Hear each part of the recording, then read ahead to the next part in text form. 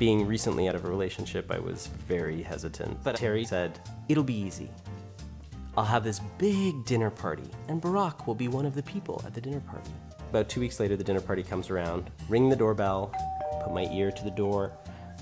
There's no party in there. So I'm starting to get a little worried here. I don't know what's happening in there. Am I the only person invited? There's nobody there but Barak, and there's Barak's roommate, Amy, and that is it. Terry looks at Amy and says, Amy, could you help me in the kitchen? And the two of them disappear. Then I end up staying with Massimo, who was just charming. That it was the second night of Hanukkah, and Barak said, well, our tradition in my family is to call each other wherever they are, his two brothers and his parents, and they sing Hanukkah songs. And then I realized, oh wait, there's this guy here who doesn't know about this tradition, and I should probably warn him that I'm so tone deaf that I could actually break glasses with 3 notes or something like that. And I thought, how bad could it be? Right? It was bad. It was very, very bad. And I kind of went along with the singing. I don't even speak Hebrew, and you could still tell. I could tell that it was terrible. And he kind of had me right there. I was like, wow, I need to know a little bit more about this man. So I love the story that Barak tells me from his vantage point of what it was like when he brought Massimo to the late Shabbat for the first time. And Massimo didn't grow up in the Jewish community. He grew up in the Catholic community, in the Italian Catholic community. And so when he came to the late Shabbat for the first time, Barak, of course, sat him in the front row. And at the Lecha Dodi, I hugged and kissed Barak, and I turned to Massimo and I said, you must be Massimo. And I hugged him, I kissed him, and his eyes got wide as saucers. And he just, I think he felt like he had come home. I came to our relationship with 2 children already, and Barak was very interested in having another child, and so was I. I had this assumption as you start thinking about having children, just the assumption that you start off with. Dad? Yes? Where do babies come from anyhow? That's right, Dad. Mothers do bring babies into the world. And so I was thinking about, well, what are some ways in which we would, biologically have these children? And as time progressed, I think one of the things that was most interesting was actually having the interactions with Massimo's children, with Elena and with Giacomo, showed me that biology was actually not as important as I thought, because I found myself really loving these children, and they were not biologically mine. We were introduced to the concept of open adoption by Adoption Connection, and basically open adoption is a way that you can keep communication with the birth parents after the child is born. I remember coming back from that session and thinking, wow, they're really focused on the right values. They were so focused on the welfare of the mother and of the child. And I remember feeling, wow, I can really, we came home, we talked about this. I was like, wow, I feel really good being part of this process. Adoption Connection told us at the beginning that it was going to take about 18 months from the time that we were actually live, and they were dead on. We get this email from Adoption Connection saying that they had a very young couple, 20 and 21, and that they were pregnant and going to have a baby in 4 weeks. They'd taken some pregnancy tests. They all came out to be negative. So by the time they found out she was pregnant, they were 30 weeks pregnant. We had that dinner with them at the diner. We didn't want to get our hopes up too high, but we said, that went well. Barak is like, should we contact them? And I'm like, no, let's just wait, let's see what happens. And so I sent them a text anyway.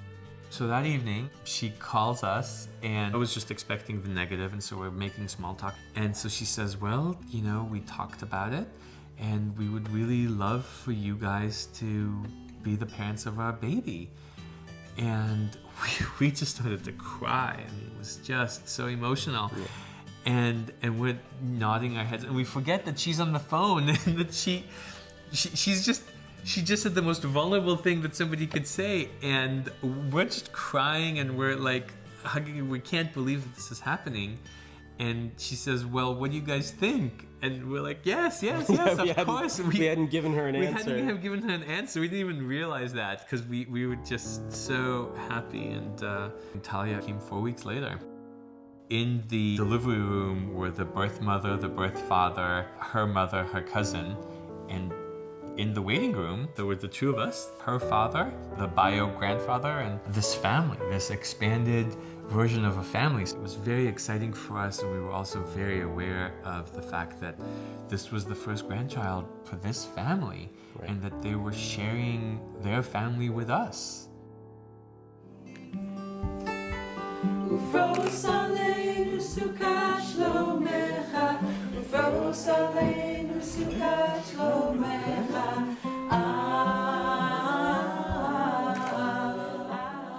אלוהינו ואלוהי אבותינו ואמותינו קיים את הילדה הזאת לאביה ולאביה. יקרא שמה בישראל טליה בת ברק וMassimo. For me, it helps that Barak is Jewish because there's this real connection with what I think is important. Our values are very much the same. Di entusiasmo che conduca il tuo desiderio con conoscenza all'interno di te. It's very important for us that Talia have the broad range of experiences that come with both of our heritages. Giallo. I don't know that many kids who are growing up in a family where they're speaking English and they're speaking Italian and Hebrew and even a little French. That's a lot of languages. Avi, Ron, Avi. To have that much culture in Talia's life is really amazing. And I think as she grows up, she will recognize how blessed she is, how special her life really is, because there was so much kavanah, there was so much intention around bringing her into this family. And I know that it took an entire community to create that. When Talia was born, people kept asking us, well, what can we give you in terms of presents? And what we suggested in the birth announcement was for people to make contributions in honor of Talia. And we suggested nonprofit organizations, Adoption Connection being at the very top of the list. When Talia was about a year old, Adoption Connection contacted us and asked if we would be willing to come back and serve as speakers in the open adoption workshop.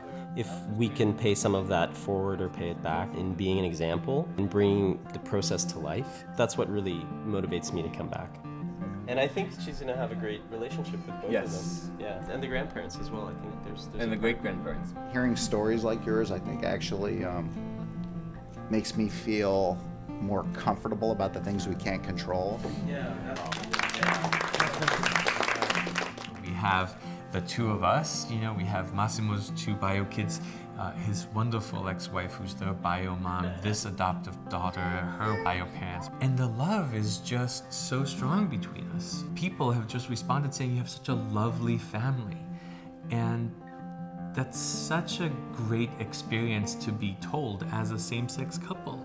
Yeah, and we never look at ourselves as anything but a family. Thank you, Adoption Connection, for letting us expand our family and to continue to expand our love.